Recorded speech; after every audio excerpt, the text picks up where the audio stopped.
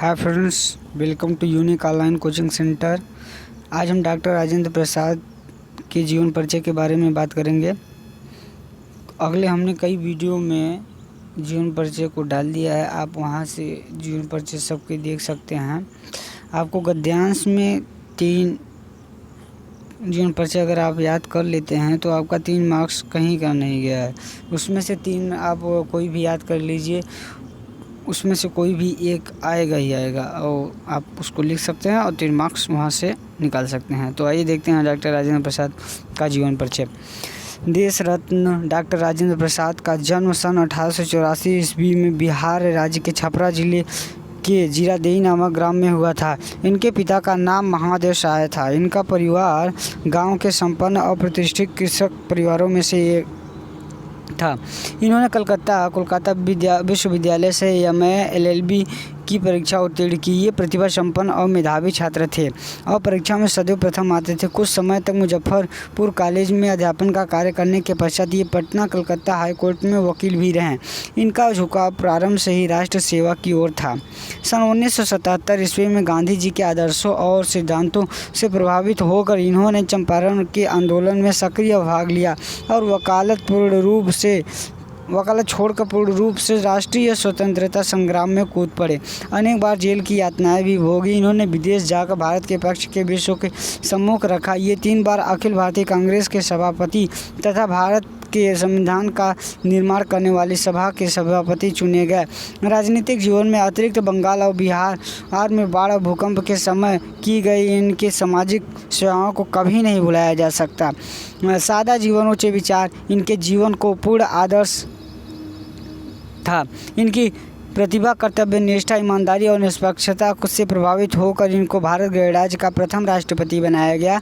इस पद को ये सन 1952 ईस्वी से सन 1962 ईस्वी तक सुशोभित करते रहे। भारत सरकार ने इनकी महानताओं के सम्मान स्वरूप देश की सर्वोच्च उपाधि भारत रत्न से सन 1962 ईस्वी में इनको अलंकृत किया। जीवन भर राष्ट्र की निस्वार्थ सेवा करते हुए ये 28 फरवरी 1963 ईस्वी को दिवंगत हो गए। रचनाएं राजेंद्र बाबू की प्रमुख रचनाओं का विवरण निम्नवत है। तो हम देखते हैं कि डॉक्टर राजेंद्र प्रसाद जी की रचना। पहला, चंपारण में महात्मा गांधी। इसमें किसानों के शोषण और अंग्रेजों के विरुद्ध गांधी जी के आंदोलन का बड़ा मार्मिक वर्णन है। दूसरा, बापू के कदमों में। इसमें महात्मा गांधी के प्रति श्रद्धा भावना व्यक्त की गई है। तीसरा, मेरी आत्मकथा। यह राजेंद्र बाबू द्वारा सन 1943 ईस्वी में जेल में लिखी गई थी। इसमें तत्कालीन भारत की राजनीतिक और सामाजिक स्थिति का लेखा जोखा है। चौथा, यूरोप के अनुभव। इसमें इनकी यूरोप की यात्रा का वर्णन है। इनके भाषणों के भी कई संग्रह प्रकाशित हुए हैं। इसके अतिरिक्त 5वां, शिक्षा संस्कृति। 6वां, भारतीय शिक्षा।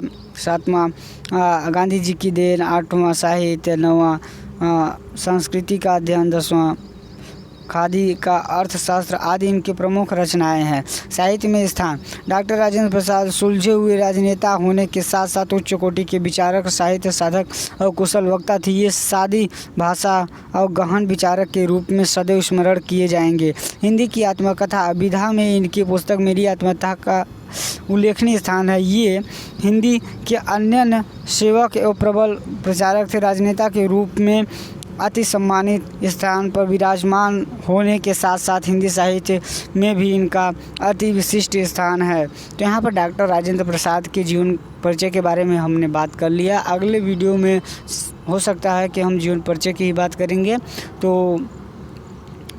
आप हमारे चैनल को सब्सक्राइब कीजिए, शेयर कीजिए, लाइक कीजिए और आगे बताइए, क्योंकि इस कोचिंग में 6 से लेकर 12 तक सभी